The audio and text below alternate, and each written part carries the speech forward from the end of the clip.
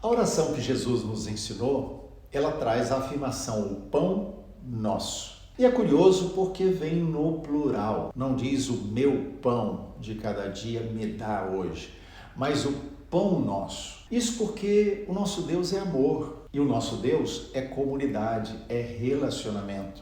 Então o amor exige que eu ore o pão nosso, porque é muito mais do que somente as minhas necessidades. Deus me leva a orar, Jesus me leva a orar ali em amor aos meus irmãos, pelas necessidades deles também. Então eu não oro apenas pelas minhas necessidades, mas do meu próximo também. Então o pão nosso de cada dia nos dá hoje, é nesse sentido. Não podemos fechar os olhos para o outro. A expressão do amor de Deus em nós e através de nós precisa ser de tal forma que o nosso irmão, que o nosso próximo seja incluído nessa petição. Que estejamos de fato preocupados, sensibilizados com a necessidade deles. Que haja compaixão no nosso coração para com aquilo que os outros estão precisando também. Veja só o que Tiago fala na sua carta. Tiago capítulo 2, os versos 15 a 17, ele diz assim: se um irmão ou uma irmã estiverem carecidos de roupa ou necessitados do alimento cotidiano, o pão nosso,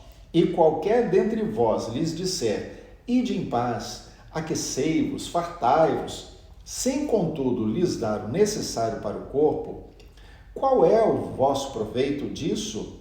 Assim também a fé, se não tiver obras, por si só está morta. Então esse texto de Tiago 2, 15 a 17, eles nos fala isso, olha, o teu irmão tem necessidade, esteja atento a isso.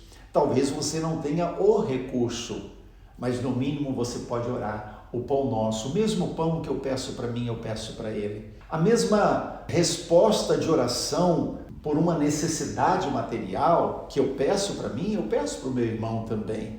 Então Deus o abençoe, e se Deus me deu semente para semear na vida daquela pessoa, eu vou semear, e muitas vezes a semente que eu semeio na vida daquele que tem necessidade será o que trará para mim os frutos do meu pão amanhã. Então há pessoas que elas são crentes, elas são fiéis a Deus, e muitas vezes passam necessidade material. E aí não conseguem explicar, mas como? A grande questão é que nós esquecemos da lei da semeadura. Muitas vezes nós olhamos para o nosso irmão, vemos a necessidade dele e encolhemos a mão. Porque consideramos que o que temos é nosso. Nos apegamos como se nós fôssemos o autor da nossa própria capacidade, das nossas próprias bênçãos, dos nossos próprios recursos. Achamos que é nosso. E então esquecemos que no meio daquilo que Deus nos deu, há também sementes. Sementes que eu vou semear, e quando eu semeio na vida do outro, Deus abrirá as portas para que frutos sejam colhidos e o meu pão de cada dia eu possa ter amanhã ou depois. Então,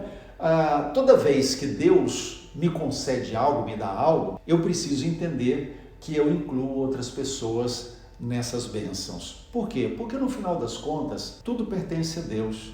Aquilo que Deus me dá, aquilo que eu tenho, na verdade, no fundo, não é meu, pertence a Ele. Eu sou um administrador, Ele colocou nas minhas mãos para administrar. E assim eu preciso fazer bom uso do pão ou da semente que Deus me deu hoje, para que na minha oração eu possa incluir o pão nosso, o pão nosso. Dá hoje, Senhor, abençoa a minha casa, mas também abençoa a casa do meu irmão.